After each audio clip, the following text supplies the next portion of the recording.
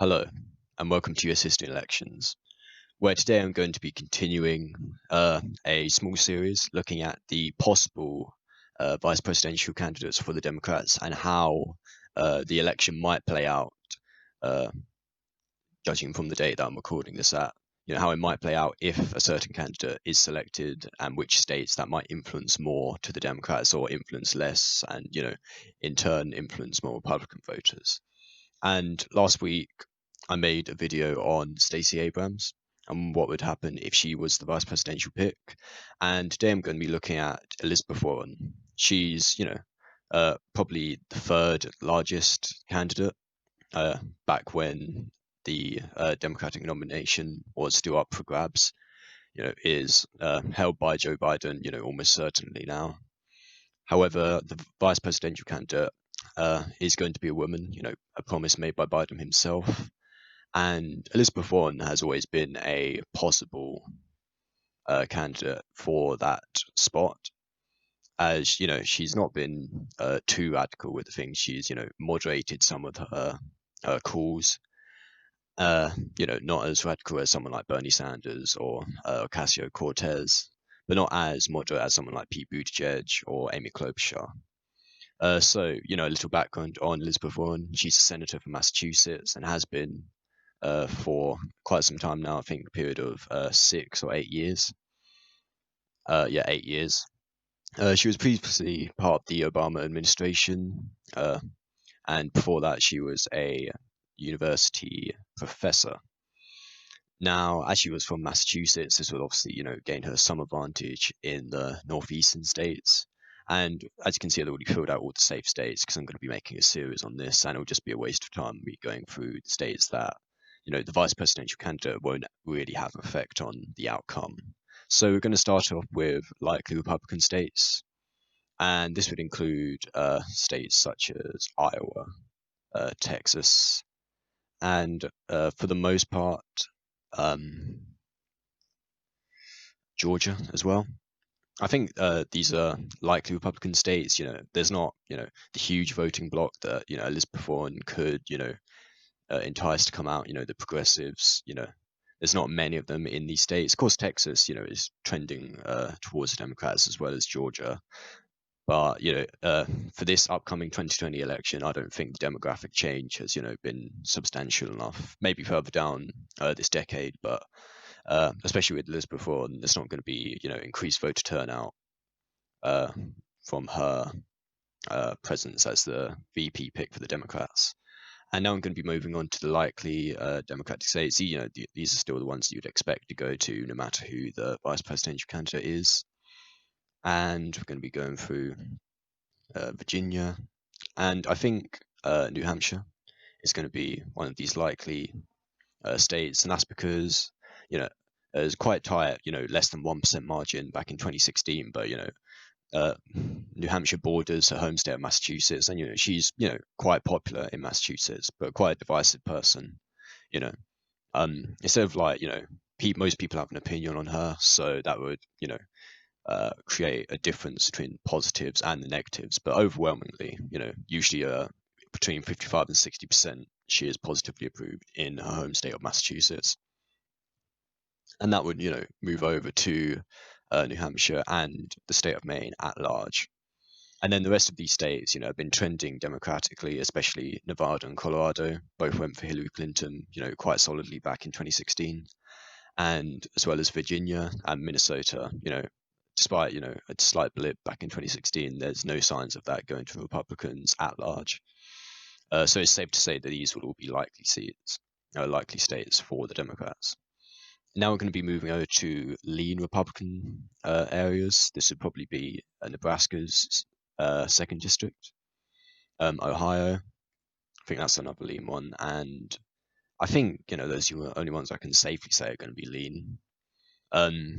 Nebraska's second district only went for Obama back in 2008, has, increasingly been going to the Republicans ever since then, and Ohio as well. Obama won that both times, but in 2016 it was solidly in the Trump column. I think it was 6 or possibly 10 points, in favor of the Republicans. Yeah, 10 points back in 2016. And I can't see Elizabeth Warren turning that, huge margin back over to the Democratic side. And I'm going to go over the likely lean Democratic states, and this would be Michigan, Pennsylvania, and I think the first flip would be Maine's. Well, these are all flips, but Maine's first, Maine's second district, and this currently puts her at only needing one electoral vote more to clinch the presidency.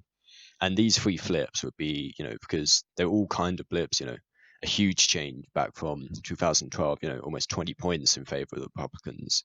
But Elizabeth Warren, in a primary, she did very well in Maine, even against Bernie Sanders, and she finished third overall, outperforming, the other candidate, who I think was Michael Bloomberg.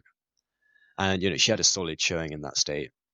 And I think she can continue that, turning some of the, more hesitant Republican voters back over to the Democratic side. And I think with Michigan and Pennsylvania, she might be able to encourage some of the more progressive voters that, just with Biden on his own would not be too inclined to vote. So I think she could definitely turn the Rust Belt over. Now I'm going to be going over the tilt Republican states, and I think it's going to be most of the rest of the states. Arizona, North Carolina, and Florida. Now, North Carolina and Arizona, I think they're definitely trending towards the Democrats. However, the sort of demographics that Elizabeth Warren could attract is not really what you're going to see in North Carolina, which is has quite a strong black population, and in Arizona it's the Latino community, which is growing in numbers. And they're both quite reliably Democratic. However, I don't think that Elizabeth Warren would be able to, increase voter turnout enough in those communities to bolster anything more than Joe Biden could do in these states. And in Florida, it's quite an elderly population that, could definitely decide this election. And the Cuban Americans, they voted for Trump a majority in 2016. However, again, I don't think that's the sort of demographics that Elizabeth Warren could attract to her side. But I might be wrong. I mean, if anything, I'd definitely put Florida more in a toss-up point. However, if we're going to actually characterize the state, I'd say, there's a slightly more chance they'll go to the Republicans. And that leaves Wisconsin, which I do think would, go back to the Democrats.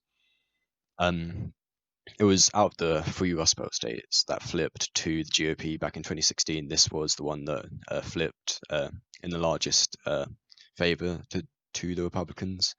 However, especially what's going on recently in the neighboring state of Minnesota, I think that could inspire quite a lot of voters to come out and actually support the state, which had previously been going solidly for the Democrats for the past 30 years. However, I think that with Elizabeth Warren on the ticket, she could appeal to some of the more progressive voters in Green Bay, Madison, and Milwaukee. And I think overall, this is probably what it's going to look like, especially from the middle of June when I'm recording this. I feel like Elizabeth Warren could definitely increase voter turnout in Maine and New Hampshire. Flipping Maine second district and shoring up New Hampshire. And in the Rust Belt, I think she would have quite a large presence, even though Joe Biden is already rather popular in the Rust Belt. And in the South and Southwest, she probably won't have as much as an effect. Probably nothing to bolster Joe Biden on his own. And that would leave the Democrats with the presidency with 279 to 259 electoral votes. And yeah, I think that's a wrap right there. So hope you enjoyed. Remember to like, comment, and subscribe, and I'll see you all again soon.